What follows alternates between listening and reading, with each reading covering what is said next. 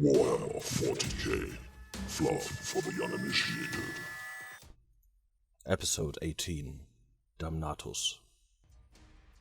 Damnatus, der Feind im Innern, was intended by director and writer Huan Wu to be the first feature-length live-action Warhammer 40k movie. Initially, Games Workshop was in favor of this not-for-profit fan effort, but German copyright laws forced them either to lose their intellectual property or prohibit the project entirely. So, after 4 years of effort on behalf of the Damnatus team and a massive outcry by enraged fans, the project was shut down for good. Not long after, the movie was unofficially available for download from mega upload and torrent sites, and nobody could ever imagine how that happened. Damnatus has since gained something of a cult following among 40k fans, and plenty of reviews have been written. If you wish to know about all its strengths and weaknesses, feel free to check one of them out, or even better, just watch the movie yourself.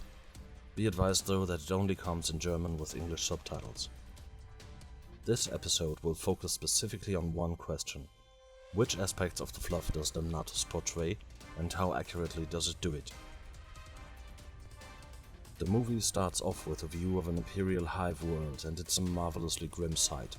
Continents spanning 250 plus stories of misery and productiveness in the name of the Emperor. Main thoroughfares radiating outward from the main hive spires in a crisscrossing star pattern, and outside the hives loom devastated, noxious wastelands. Sancta Heroica is certainly one place I would dread to live, and so canonically accurate that it makes you want to weep. Next up, we get to see an Imperial spaceship of unknown pattern and tonnage traversing the warp. It is richly detailed, beautifully illuminated, and features both the sigil of the Inquisition as well as the Imperial Aquila on its snowplow-shaped front section that is the identifying hallmark of the Imperial battle fleet. I feel that some light pockmarking would have helped to give it that extra bit of authenticity, but perhaps it was just recently detailed and spit-shined. It probably didn't come fresh out of the orbital shipyards of Mars, because we get to see the chambers of the Inquisitor it carries, and they seem pretty well lived in, tastefully decorated for a man whose outfit suggests a certain affinity for pomp. Also features in this scene is a standard Imperial data slate, which looks not unlike a slightly unwieldy iPad with a custom case, and thus exactly how I would have expected it to. Following Inquisitor Lesser's examination of his data slate, a hololithic display comes to life, projecting a low-resolution, high-interference hologram of a Grey Knight into the air. The hololith is nicely realized, unexpectedly so for a movie with oftentimes somewhat questionable special effects, but the scene itself gave me pause. The Grey Knight informs Lessus that the battle barge will be unable to aid him because Eldar forces are blocking the Strait of Calyx. Unless these Eldar purposefully created an artificial warp storm, how would that stop the Grey Knights from departing? They do not quarrel with Xenos while the Ordo Malleus is calling for their help in investigating a potential demonic incursion. So if the Eldar did create a warp storm to keep the Knights from departing, how would a hololithic transmission reach the Inquisitor while inside the warp? And of yet greater concern to me is the way the Grey Knight orders the Inquisitor to proceed with his mission. That's not how their relationship works. The Knights serve the Ordo, not the other way around. I am of course just nitpicking here, but that is after all what is set to do with this episode. Having been officially disappointed by his chamber militant, Inquisitor Lessus then turns to a fluff aspect that has lost some of its glamour in recent publications, but is still very much a welcome sight: the Emperor's Tarot. While appearances suggest that the cards are unfortunately not of the psi-reactive liquid crystal variety, it is still a delightful touch. Finally, the Inquisitor's ship exits the warp, and it appears to be a near-perfect rendition of what dumping a ship back into real space looks like according to the novels. A tear in the void rips open, spilling otherworldly light and lightning out alongside the material vessel before collapsing upon itself with a final burp of energy. I will forgive the lack of precursor energy discharges because instead we see the ship listing slightly as it exits the immaterial, giving a nod to the notion that space in the warp is ever twisting and turning, shoving out the craft at an angle incongruent with its objective flight path. Nicely done. However, this next bit seemed odd to me. The ship launches what appears to be a drop pod, although it shares its design with torpedoes later on. But who is getting dropped? We never know. It might have been Inquisitor Lessus, only we never once see him on the surface. But besides that, only the Adeptus Custodes and the Imperial Guard really tend to use drop pods. It is a violent and imprecise descent. The impact is not unlikely to turn any passengers into a fine paste if anything goes awry, and even at the best of times it is a one-way ticket. Normally, passage planetside would be facilitated by a shuttle of some kind, perhaps even a Stormbird. My initial assumption was that maybe it wasn't actually a drop pod, but a torpedo, because the events were not being told chronologically, with the happenings on the surface being a prequel to the Inquisitor arriving on scene to immediately drop ordnance, as was unfortunately disproven by the cloud patterns. It would have been a neat twist. After the title card, we see a robed man hiding in an alley. He pulls out an ornately decorated chest that I would have honestly give my beard to possess, inside of which are 2 syringes of polymorphine, conveniently labeled for anyone who might check the man's bags or pick through his trash.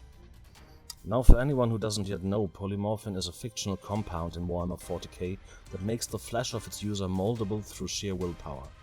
A person injecting it will melt like hot wax and end up a meaty puddle on the floor without proper training, and it is, to nobody's surprise, a painful process, but an extremely powerful tool to an infiltrator or assassin. Due to understandable budgetary constraints, the application of polymorphine in Damnatos is not particularly dramatic. Close-up of the eyes, clenched shut in pain, and a zoom out to reveal a different person. It serves perfectly well and is not inconsistent with the fluff. Bonus credit for the unnecessarily intricate syringe prop/effect, which extends its needle driven by a little steampunky doodad at the top. Before our unknown role-bearer can shoot up, however, he is interrupted by a servo skull.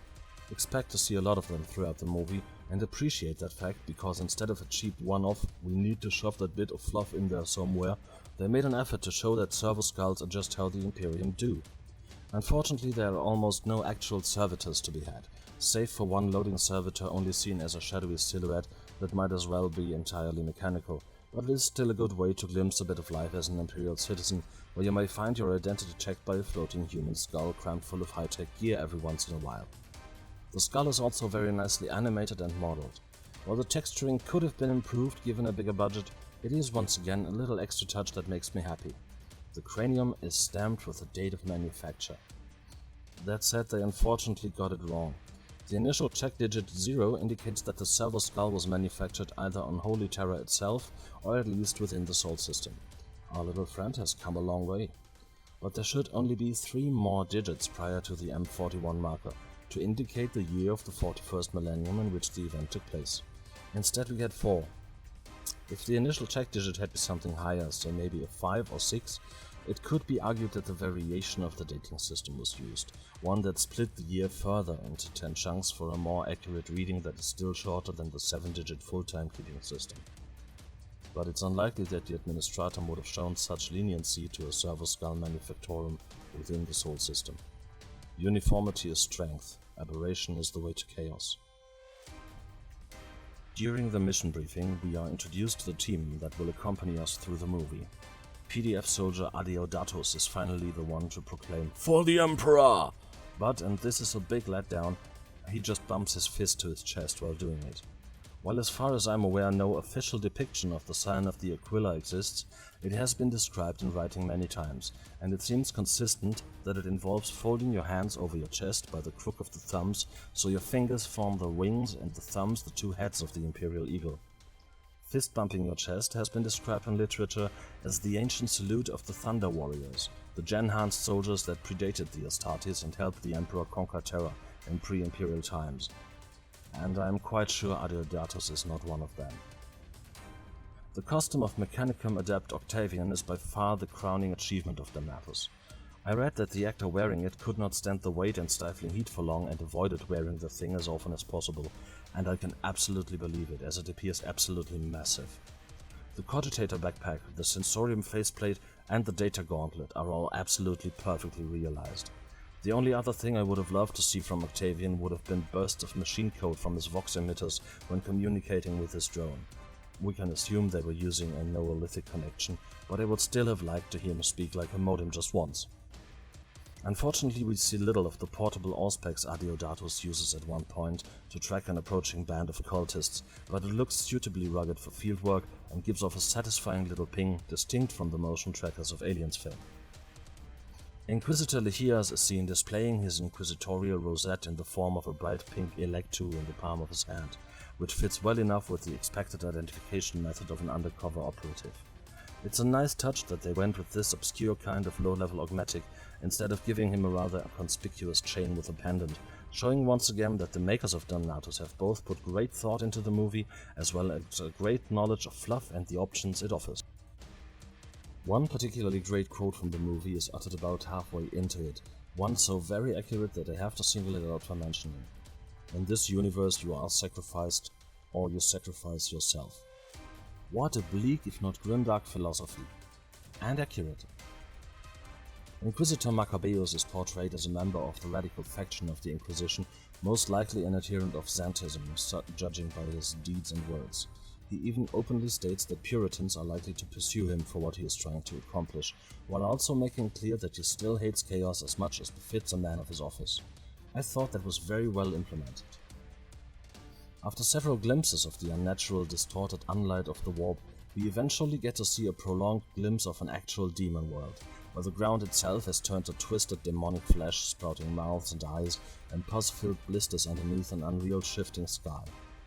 Might actually just be the warp form of a demonic being, but it definitely has the appearance of a planetoid, so I'm going with that. It's beautifully repugnant in any case.